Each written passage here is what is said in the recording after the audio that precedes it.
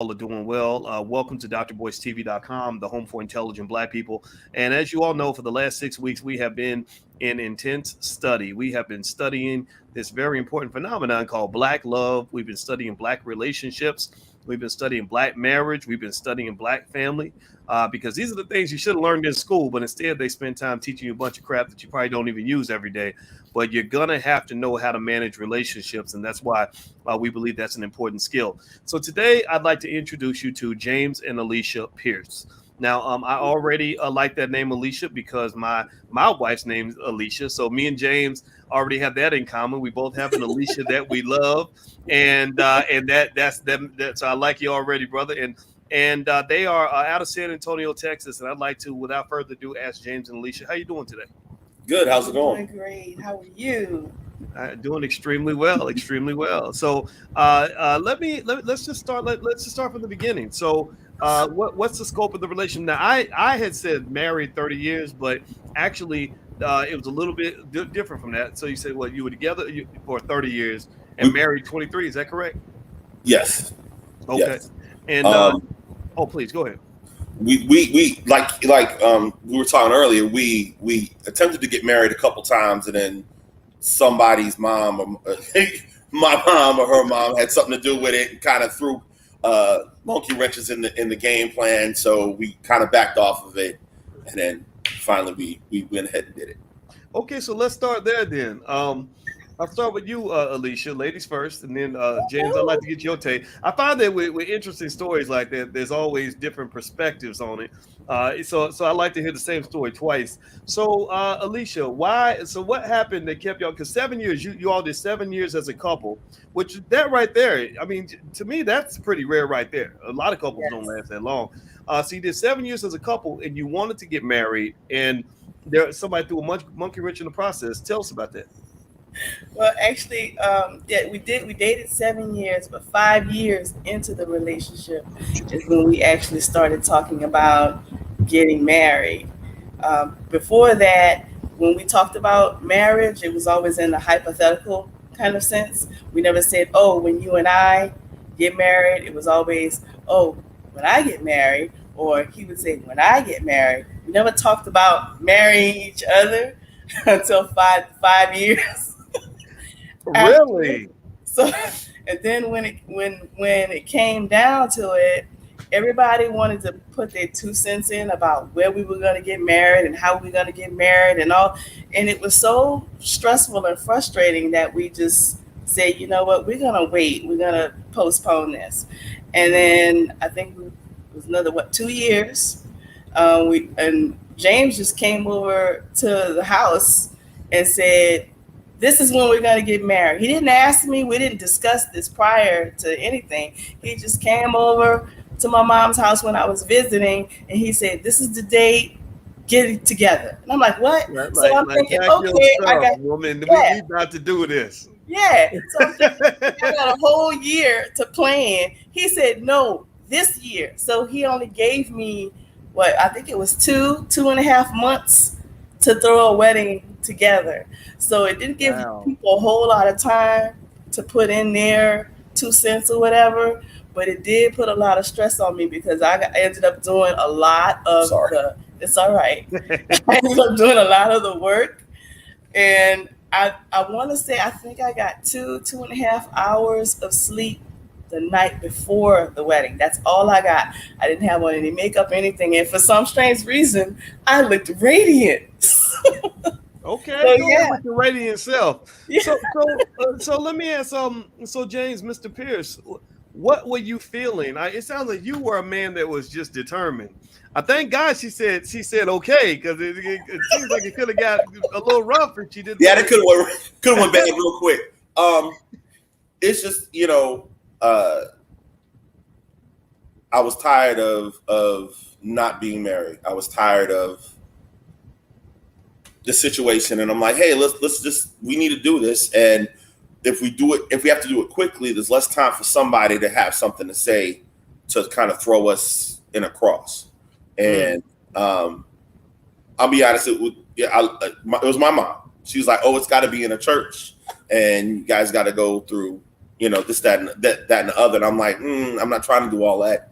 We know what we want. We know this. We know what this is. Let's go ahead and get it done. Wow. Well, that's really interesting. So you said I was tired of not being married. So what's the feeling for you, Mr. Pierce, in terms of I've heard men say that before, but not every man says that. Not every man says I was tired of not being married. So, but I know that feeling, sick and tired of being sick and tired. Or maybe if you a basketball player, you say I'm tired of losing. We gotta win no matter what. Or I'm tired of being broke. I've heard people say things, and it takes you up another level. So it almost sounds like you were saying like I'm just done. Like you drilling into that masculine energy, saying anybody that gets in the way, you're gonna have a problem because we're gonna make this happen. What was that sentiment like? What was really happening that was making you feel that way? That's a good question. I knew what I wanted. I knew what I wanted. It's I prayed for her. I was in a new city. I was in New Orleans, and I didn't know nobody. And I prayed for her, and 3 days later, she walked past me. And that was a blessing.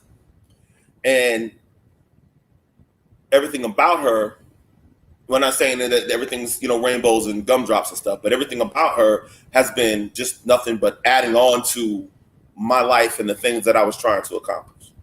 And so, I mean, us just dating is us just dating. Why not take it to the next level and so that it could be more blessed, I guess. It's kind of, I guess it's kind of a weird way to say it, but it's like, if we're doing good now and we do things in accordance with, what God wants for us, how much better are we going to be? How much better is this going to be? Wow. You understand? And I know what I wanted. I know what it is. Our little one is awake. That's okay. She can come on in. What's her name? Soraya. Soraya, is that your only child? Yes. Oh, wow. She is a beautiful, beautiful child. Hi, Soraya. Everybody in the chat, say hi to Soraya. How do you spell that? Huh? How do you spell her name? Saraiyyah. Wow, that's a beautiful name. And let me ask you this. I hope it's okay if I bring this up. Yes. When they sent me the notes about your story, I saw the word infertility in the notes. Is that inaccurate? If so, how comfortable do you feel even addressing that? Do you want to go back? Hold on. You want to go back, Papa? Yeah. Go back, Papa. Thank you. Okay. Yeah, it was when I would say it's accurate. Yeah. Yeah. Go ahead. You tell us. Well, while we were dating, there was a couple of, I guess you could call it episodes, where we did go to the doctor, and I think one time they thought that I was actually pregnant.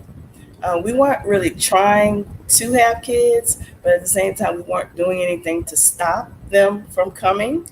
So, but what they told us was that we would have extreme difficulty because I have PCOS, which is polycystic ovarian syndrome.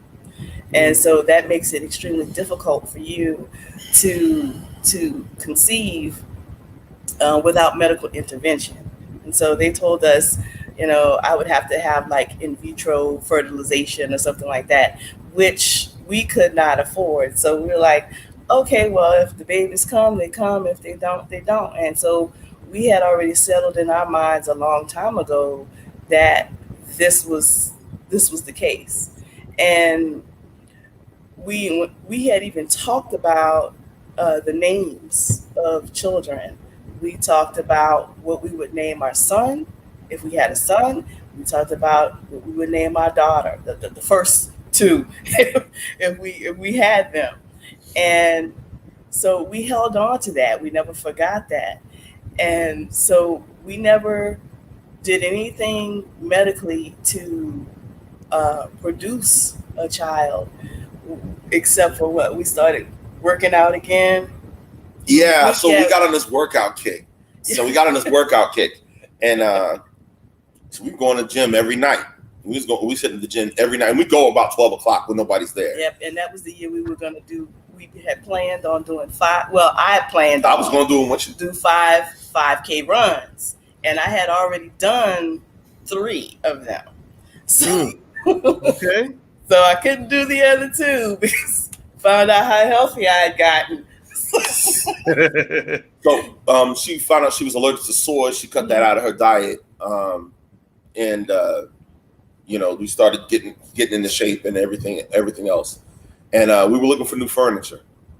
So I don't know if this has anything to do with it, but I'm gonna put it out there anyway. We were looking for new furniture, and we was in the furniture store, and there was a white leather couch. We was like, "Yo, I like that white leather couch." She says, "I like that white leather couch too." And I was like, "We ain't gonna have no kids. We might as well go ahead and get the white leather couch." That's exactly what I said. Wow. We'll decorate the house how we want, because I'm like, okay, I'm kind of up in age. I don't think it's going to happen if it hasn't happened all this time. Let's decorate how we want to decorate. We get the white couch. 2 months later. 2 months later. You kidding me? So God had other plans. God wasn't listening to those doctors. God. So Soraya is a miracle baby. It sounds like. Is that? Yes, I call her our little miracle rainbow baby. Her original name when we were dating, and you were like in our 20s or whatever, it was Soraya. And when you add "ya" to it, means God. Mm. So soon as we found out we were pregnant and we knew we were going to have a daughter, yep, it was Soraya, and we said "ya" because this ain't number God. Mm. This ain't number God. So we gotta give him the honor and the respect and the praise. Her name literally means Princess of God. And we didn't do that on purpose. We just thought Soraya was a cool name. Yeah. Well, it's there's no coincidences, right? And I think that's and I think it's beautiful. I love it. It's and that was why. And I felt a little awkward about bringing up the infertility topic because I know it's a very sensitive issue. But when I saw the miracle baby come up, I said, okay, I want to ask about that because I'm a believer that I'm a believer that you should listen to doctors and what other people have to say to a point, but there's always a higher power at work. Yes. And I know several other children that were miracle babies. I know children that where they told the mama you need to just abort the baby and all this other stuff, and that baby went on and did amazing things. I'm actually that baby, one of those babies. When I and I'm not. This is not me being political. I'm not telling nobody what to believe about abortion and all that. But my mama talks about when I was born, and she was 16 when she got pregnant with me, and my father was already gone. I met the man twice my whole life, and I asked my mother. I said, when I was born, who was at the hospital? She said, nobody. It was me, you, and the white lady that delivered you. That was it. And then and I said, well, where was Grandma? She said, oh, well, they go to Kingfish on Fridays, the restaurant, and they dropped me off at the hospital, and they came and picked me up. I'm looking at that like, what? So it was like I visualized. This really made me think about my mother and really honor her because I visualized this little 16-year-old girl with this little baby and nothing. No, not forget money, but there's no support, no knowledge, no people, nothing. All she had was faith. That's all she had. The faith, and she always says that I'm gonna stop telling this story because this story chokes me up. I can't help it. But she said that she went to church and she said, they're telling me I cannot raise this baby, but I feel like this baby's going to do something special. And she went to church. She said she gave me to God. She just put me on the altar. That's so beautiful. And see, this is about y'all. This is y'all's conversation. See, y'all tricked me. And every time I talk to my mother, I just kind of, we've had probably 100,000 conversations since then and 100,000 experiences. And it's like, it's been wonderful, right? It's been wonderful. And this, the idea that, that she could have just said, well, these people that are telling me I can't raise this baby and we done got no money and we got all these problems. She could have just listened to all of that, but she listened to the higher power.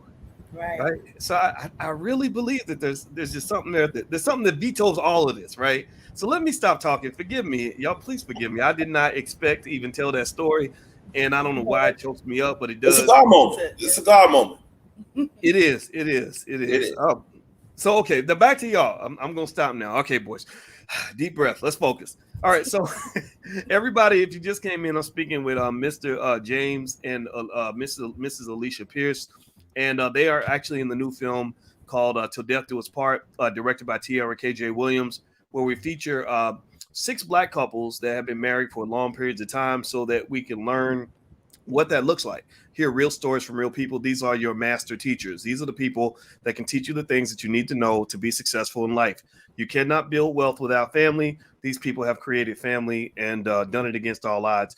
You can watch the Pierces section of the movie. We broke the movie into 6 pieces over 6 weeks. The Pierces are our featured couple for this Thursday night. You can go to blackmovienight.net at 8 p.m. We're going to watch their segment of the film. We're going to talk to the Pierces. We're also going to talk to the director. And we're going to talk to a relationship therapist about what it means to build healthy relationships. So, Mr. and Mrs. Pierce, let's move on. All right. So, okay. So you had the people that were blocking your ability to get married. And Mr. Pierce barges in and says, we're going to do it. We're going to do it now. And I love that energy, right? Because I feel like, tell me, Mr. Pierce, did you kind of feel like, when I wanted to get married, you know, I was explaining to somebody the difference between the woman I wanted to marry versus the woman I wanted to date. And the woman I wanted to marry, it was a feeling like, oh, I better lock this in so that there's no, before it's too late, because when you're just kind of dating and messing around, anything can end your relationship. You could be together on Tuesday, be broke up on Friday. But when you're married, there's a little more solidity there. That's how I feel. How did you feel when you kind of went in and told Mrs. Pierce, I know you addressed it a little bit, but I'd be curious, did you have some of that similar feeling like, okay, this is once in a lifetime, I gotta connect with this woman?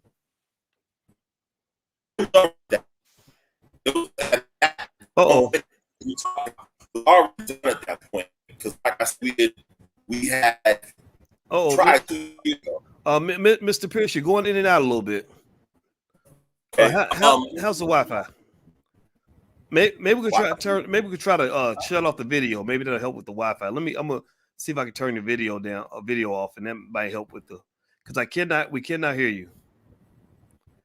Okay. Let me see here. Was I too loud? No. You were coming through just fine before, and now it's hard to hear. Try again, and then I'll let you know. That moment that you're talking about had already happened because I had already asked her to marry me. Okay.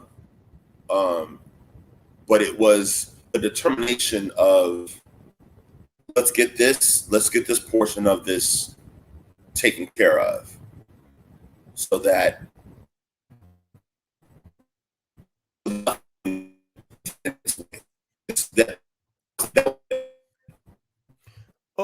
And you know what, Mr. and Mrs. Pierce, for some reason the audio is not coming through, and so maybe what we can do is we can talk again at a different time. I'm so sorry. I don't know on the other with the Wi-Fi. So what we can do is, if you want to, we can shut this down and then kind of do it again on Thursday night. Can y'all hear me? Okay. Say that again. You know what? We can go ahead and shut it down because the audio is not coming through good. But we'll get a chance to hear your story on Thursday night at blackmovienight.net if everybody wants to see the Pearson section of the movie. It seems like there's a Wi-Fi issue, so I'm gonna go ahead and shut this down. That way we can finish up on Thursday. So I apologize, everybody. I apologize, Mr. and Mrs. Pierce. Yeah, we can't hear you. Oh, it's totally okay. It's okay. All right. So I will see you on Thursday, and maybe my team can talk to you about running the internet speed test before the fact. That way we can make sure we're good on Thursday. All right. I'll see you soon. All right, everybody. So Mr. and Mrs. Pierce, as you see, we had some technical difficulties, some Wi-Fi issues, but we are going to show their segment of the film. The film is called Till Death Do Us Part by Tierra KJ Williams, and we're going to watch it Thursday night at 8 o'clock. So if you'd like to watch the film for free, this is a movie we spent 2 years making this film. You can watch it for free, but you got to show up live. just go to blackmovienight.net and register. That's blackmovienight.net. So take care, everybody. And thank you to Mr. and Mrs. Pierce. If y'all can hear me backstage, I'm sorry about that the Wi-Fi issue went bad, but we can get that fixed on Thursday, and I'll bring y'all back in and we'll finish telling the story for sure. And have a good day, everybody, and God bless you. We'll see you soon. Bye-bye.